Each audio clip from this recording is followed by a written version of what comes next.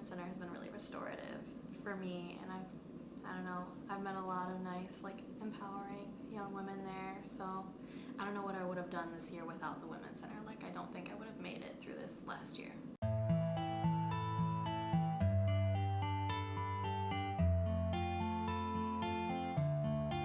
For me, transitioning into Grand Valley, the Women's Center was actually the first location that I was sent to from some of my advisors. So ever since then, I just kind of made that my hub, my home. I definitely think coming into the Women's Center, you go there for resources, but you always come out sort of with a new friend, or you've held a new conversation, and it's something you're never expecting when you go into the Women's Center, but you always feel lighter, like there's been something taken off of you, and you always feel like you've connected with somebody when you walk in. The Women's Center provides access to a multitude of resources that wouldn't otherwise be available on a college campus. With their unique focus on students, and particularly on female students, women students, they're able to see needs that other organizations might not see, and provide those resources, or provide access to other organizations that provide those resources. And it's a safe, welcoming space where students can feel more comfortable to seek things out that they might not otherwise know where to find. If you're ever hungry, there's been times where, especially last year, I'm like, hey, I'm hungry, and they're like, oh, okay, I got you. And then some type of food, snack, water, something will pop up somehow, some way. As well, just using the different, like, pamphlets and books in their library in the back, where I can just grab something really quickly if I want to look at it real quick in the center.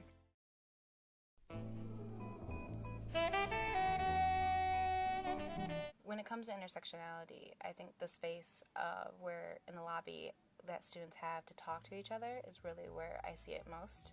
I often see students where we're talking about things with our own personal identities, and we'll kind of deconstruct that, and we all share our own stories, and even though they're so different, sometimes they do align with one another, but yet we use intersectionality in the space that the Women's Center provides us to discuss those things that are impacting us. There's so many different mixes of race, as well as there's different identities.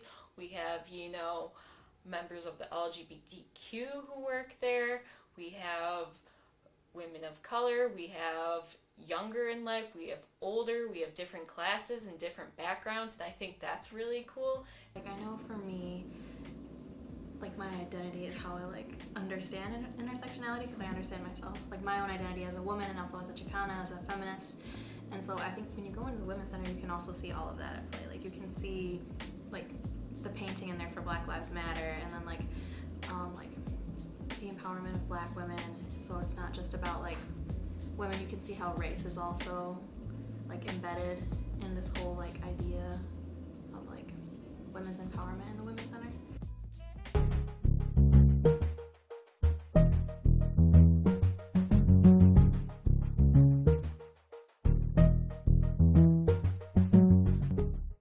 As an intern, I can work not only with gender justice issues, I can also work with LGBT issues and race issues, religious issues, class issues, basically anything that impacts society as a whole. The Women's Center had a huge impact on me. First of all, as a professional woman, learning how to advocate for myself and learning how to recognize my strengths, use my strengths, and really speak up. In the professional world, I feel like that's not something that's really emphasized, and so working with so many amazing women who knew how to advocate for themselves and who spoke their minds clearly, and it was just inspiring to work with them and watch them and learn from them how to be a better professional and be able to just advocate for myself and use my strengths in a way I hadn't before. They kind of inspired me to want to dress more professional, and not just professional as far as, like, this is what you should look like at work, but actually professional, like, this is what you should look like in a professional setting, but also this is how you can be professional and also be your authentic self.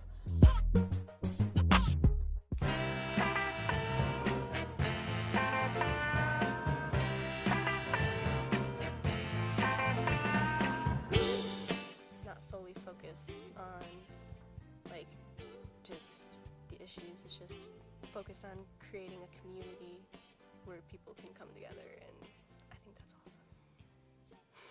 My favorite moment was probably actually this year during exam cram week. I'd come there because they were offering a free lunch, and while I was there, I'm eating food, I'm coloring pages, but it's also like I've got all sorts of different friends. I've got Penny there, I've got my friend Natalia, I've got all of my work employees, and we're all just sitting there, we're having fun conversations, and we're just really taking a load off, and it was such a center for community in that moment.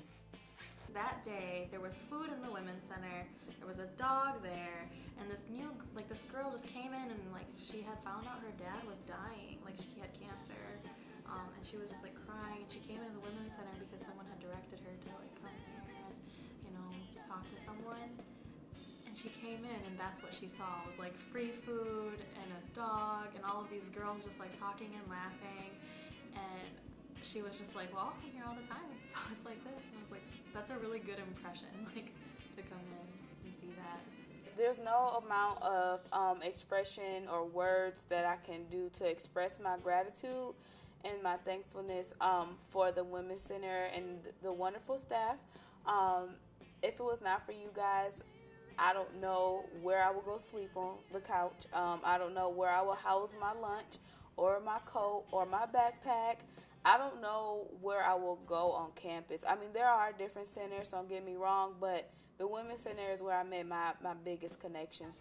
Thank you all so much for being absolutely wonderful and for being such a strong support for me as I was going through my master's degree, and for sitting and listening to me and encouraging me and providing me with opportunities to grow professionally and personally.